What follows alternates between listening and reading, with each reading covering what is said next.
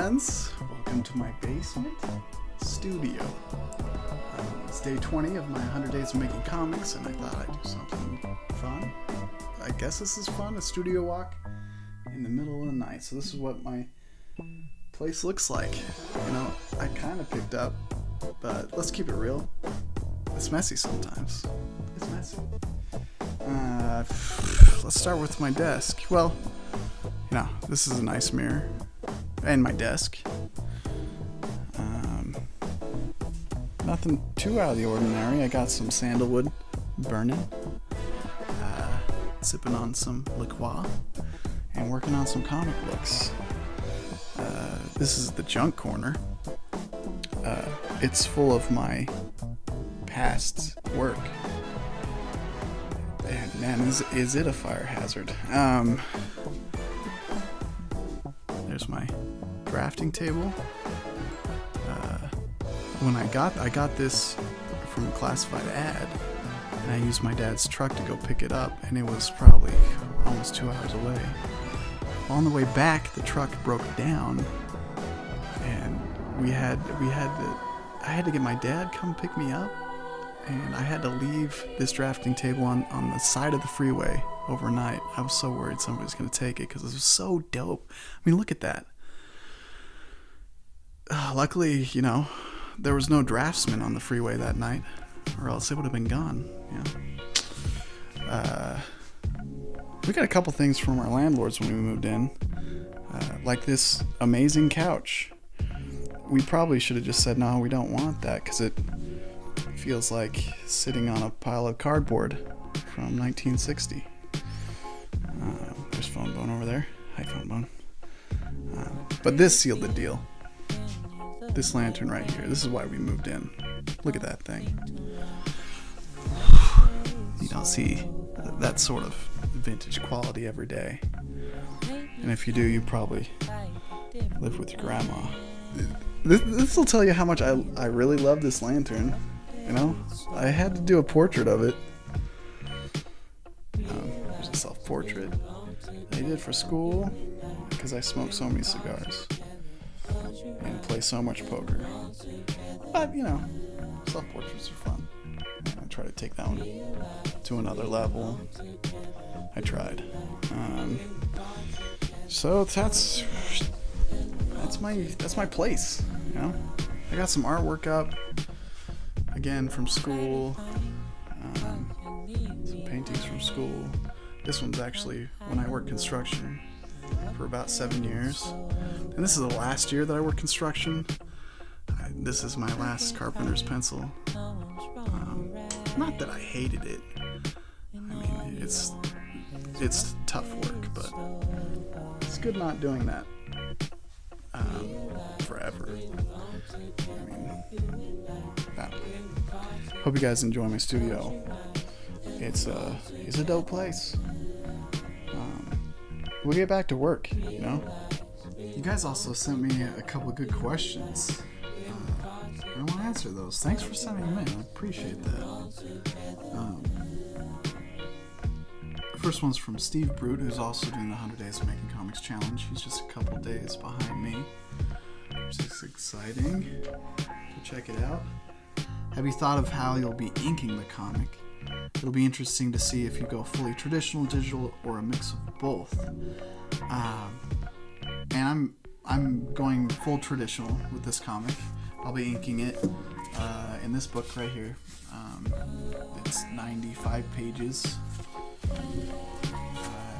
And it's really thick. It's pretty thick cardstock, so I'll be able to do both sides of each of these pages.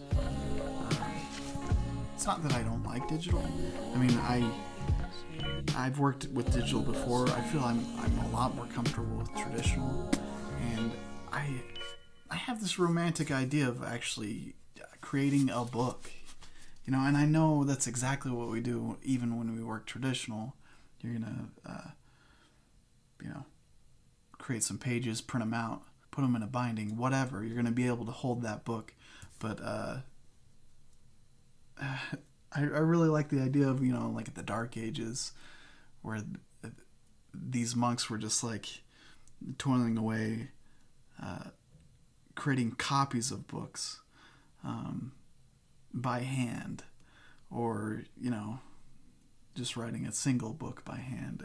It's a fun idea, and I wanted to do it with this. I know it's not the easiest way to make a comic. It's not the fastest way, and I think that's why I've kind of been taking longer in these earlier stages, is because I got one shot for each page, and I want to make it right. I know there's going to be mistakes in here, and actually, I want the people that read this to see those mistakes. I want those mistakes to be there, because I think it's important for young readers to realize, I can make comic books. And a perfectly polished comic isn't... I almost imagine that kind of dissuades a young reader. It's more of a high art. And that's why I'm going for a more cartoony look. I mean, I'm just kind of going off on a tangent, but I am going traditional, fully traditional inking. I'm playing with the idea of painting the first scene in color, at the very least the first 3 or 4 pages in color. That's most definite. But I'm kind of toying with the idea of just the first entire scene, which is around, 8 or 9 pages. Anyway, so next question. I got a couple questions from Yann.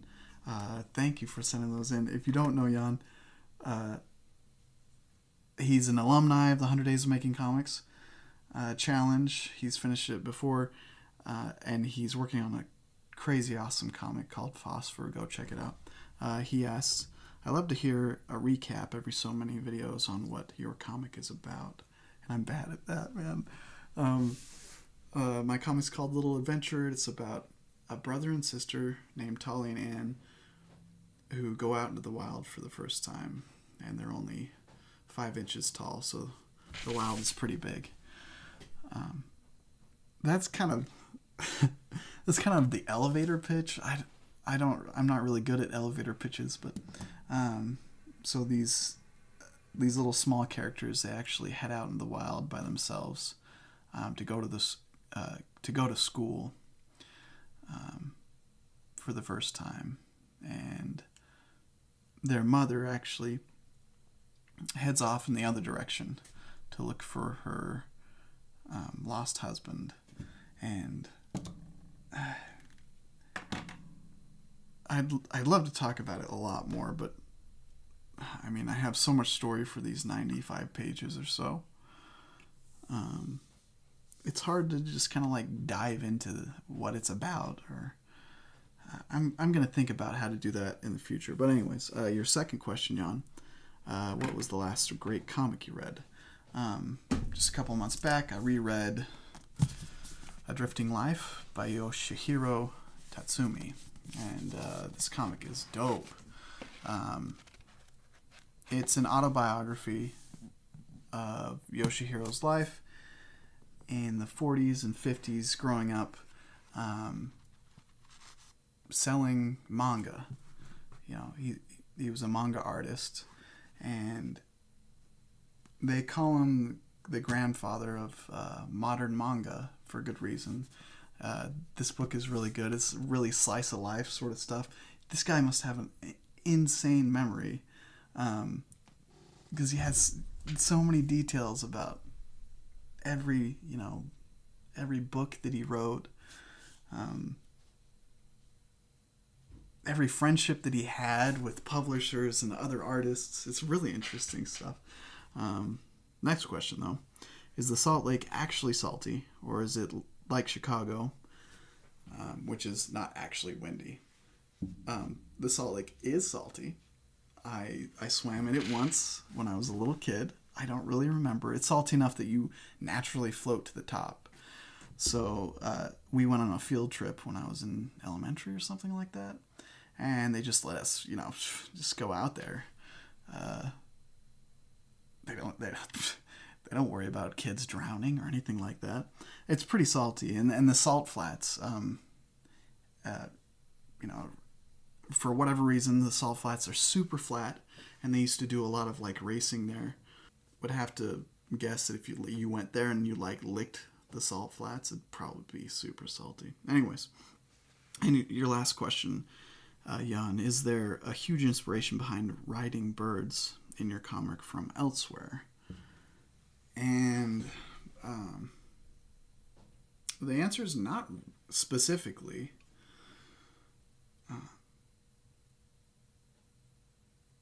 I don't want to go off on a tangent too much, but today I was actually reminded about why I wanted to do this comic book, because it's been a little over a year since I started writing it, and I had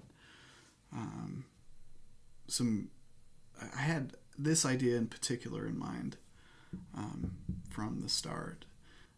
I want to remind myself what it was like to be a kid. I was trying to kind of channel what I thought was really cool as a kid when I was writing this, you know. Or at least what I think would be cool reading this comic book.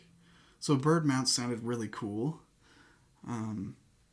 You know, little teeny people sounds really awesome because you're seeing the world from a different perspective.